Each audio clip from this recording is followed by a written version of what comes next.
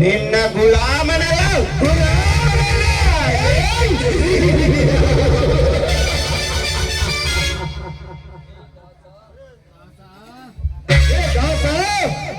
ದಾಸ ಎಂಬ ಪದದ ಅರ್ಥವನ್ನು ತಿಳಿದುಕೊಂಡು ನಮ್ಮಂತ ಶ್ರೀಮಂತರ ದಾಸನಾಗಿ ಬಿದ್ದರೆ ಸರಿ, ಇಲ್ಲ ಅನ್ನ ನೀರು ಕೊಡದೆ ಅಡವಿಗೆ ಹಟ್ಟಿ ಬಹಿಷ್ಕಾರ ಹಾಕುವುದೇ ಈ ಗೌಡನ ಕಾಯಕ ಕಾಯಕ.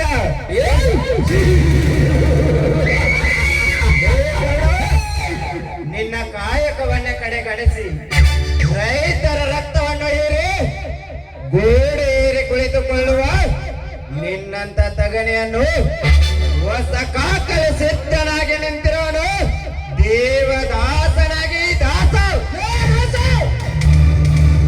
ಸುಮ್ಮನೆ ನಿಗರಾಡಬೇಡ, ನಿಗರಾಡಿ ನಿರ್ಗಮಿಸಿಕೊಳ್ಳಬೇಡ ಈ ಗೌಡರ ಕೈಯಲ್ಲಿ. ಇದುವರೆಗೂ ನೀನು ಜೀವಂತವಾಗಿರುವುದು ದೊಡ್ಡ ಮಾತು. ಒಳ್ಳೆಯ ಮಾತಿನಿಂದ ಹೇಳುತ್ತಿದ್ದೇನೆ, ಇಲ್ಲಿಂದ ಹೊರಟು ಹೋಗು, ಇಲ್ಲ ನಿನ್ನನ್ನು ಸುಟ್ಟು ಹಾಕಿ ಬಿಡುತ್ತೇನೆ ಮಗನು.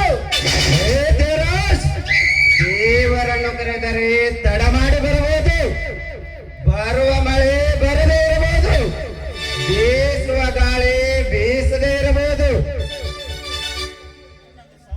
ಆದರೆ ಈ ದಾಸನಿಗೆ ಎದುರಾಗಿ ನಿಂತರೆ ಈ ಪ್ರಪಂಚದಲ್ಲಿ ಇರಬಾರದು. ಇನ್ನೊಂದು ಸಾರಿ ಪೀಸ್ತು ಬಂದೂಕು ತೋರಿಸಿ ಎದುರಿಸಲಿಕ್ಕೆ ಬಂದರೆ ಈ ದಾಸನ ಕೈಯಲ್ಲಿ ನಿಮ್ಮ ಜೀವದ ನೆಲೆ ಸಿಗಲ್ಲ, ಕೊಚ್ಚಿ ಹಾಕಿ ಬಿಡ್ತೇನೆ. ಕಿರಿಚ್ಕೋಬೇಡ, ಕೋಪ ಬಂದಿದೆ ಎಂದು ಕೋಪದಲ್ಲಿ ಬಾಣಿಗೆ ಬೂದಿ ಎರಚಲು ಹೋದರೆ ಅದು ನಿನ್ನ ಮೈ ಮೇಲೆ ಬೀಳುತ್ತದೆ. ಒಳ್ಳೆಯ ಮಾತಿನಿಂದ ಬಡ ವಿದ್ಯಾರ್ಥಿ ವಿಜಯನಿಗೆ ಆಗುವ ನೌಕರಿಯನ್ನು 2 ಲಕ್ಷ ಲಂಚ ಕೊಟ್ಟು ನಿನ್ನ ಅಕ್ಕನ ಮಗನಿಗೆ ಕೊಡಿಸಿದೆಯಾ? ಅದನ್ನು ವಾಪಸ್ ತೆಗೆದುಕೊಂಡು ಆ ಬಡ ವಿದ್ಯಾರ್ಥಿ ವಿಜಯನಿಗೆ ನೌಕರಿ ಆಗಬೇಕು. ಇಲ್ಲ ಇಲ್ಲ ಅಂದ್ರೆ ಏನು ಮಾಡ್ತಿಲ್ಲ ದಾಸ? ನಾವು ದುಡ್ಡು ಇದ್ದವರು ದುಡ್ಡು ಕೊಟ್ಟು ನೌಕರಿ ಮಾಡುತ್ತೇವೆ. ಅವನಿಗೆ ಅದೇ ನೌಕರಿ ಮಾಡಬೇಕೆನ್ನುವ ಆಸೆ ಇದ್ದರೆ ನಮಗಿಂತ ಹೆಚ್ಚಿಗೆ ದುಡ್ಡನ್ನು ಕೊಟ್ಟು ನೌಕರಿ ಮಾಡು ಹೇಳು ಆ ಬಡ ಬಿಕಾರಿ ವಿಜಯನಿಗೆ. ದುಡ್ಡು ಕೊಟ್ಟು ನೌಕರಿ,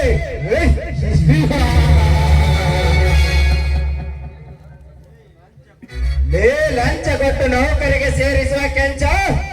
ನಿನಗೊಂದು ಮಾತು ಹೇಳುತ್ತೇನೆ, ತಿಳಿದುಕೋ. ನೀನು ಸತ್ತಾಗ ನಿನ್ನ ಹಿಂದೆ ಬರುವುದು 4 ಜನ, 4 ಮಾತು. ನೀನು ಗಳಿಸಿದ ಆಸ್ತಿ ಅಂತಸ್ತಲ್ಲ, ಆ 4 ಜನ 4 ಮಾತನ್ನು ಕಾಯ್ಕೋ. ಇಲ್ಲ ಸತ್ತಾಗ ಹೊರಗೆ ಹೋಗದೆ ಒಳಗೆ ಇದ್ದು ಹೊರಬಿದ್ದು ಹೋಗುತ್ತೆ. ಎಚ್ಚರದಿಂದ ಇರು, ಬರುತ್ತೇನೆ. ನಿಂತುಕೋ. ಸತ್ಯ ಹೇಳಿದರೆ ಸ್ವರ್ಗಕ್ಕೆ ಹೋಗುತ್ತೀಯಾ? ಅನ್ಯಾಯ ಮಾಡಿದರೆ ನರಕಕ್ಕೆ ಹೋಗುತ್ತೀಯಾ? ಎಗರಾಡಿದರೆ ದಾಸನ ಕೈಯಲ್ಲಿ ಸತ್ತೇ ಹೋಗುತ್ತೀಯಾ? ಗೌಡ, ಇದು ನನ್ನ ನಿನ್ನ ಮೊದಲನೇ ಭೇಟಿ. 2ನೇ ಭೇಟಿ ಆಗುವುದರೊಳಗಾಗಿ ಆ ವಿಜಯನಿಗೆ ನೌಕರಿ ಆಗಬೇಕು. ಇಲ್ಲ ಈ ದಾಸನ ಕೈಯಲ್ಲಿ ನಿಮ್ಮಿಬ್ಬರ ಸಾವಾಗಬೇಕು. ಬರುತ್ತೇನೆ. ಆ ಬ್ರಹ್ಮ ಬರೆದ ಹಣೆ ಬರ, ಈ ದಾಸ ಬರೆದ ನಿಮ್ಮಿಬ್ಬರ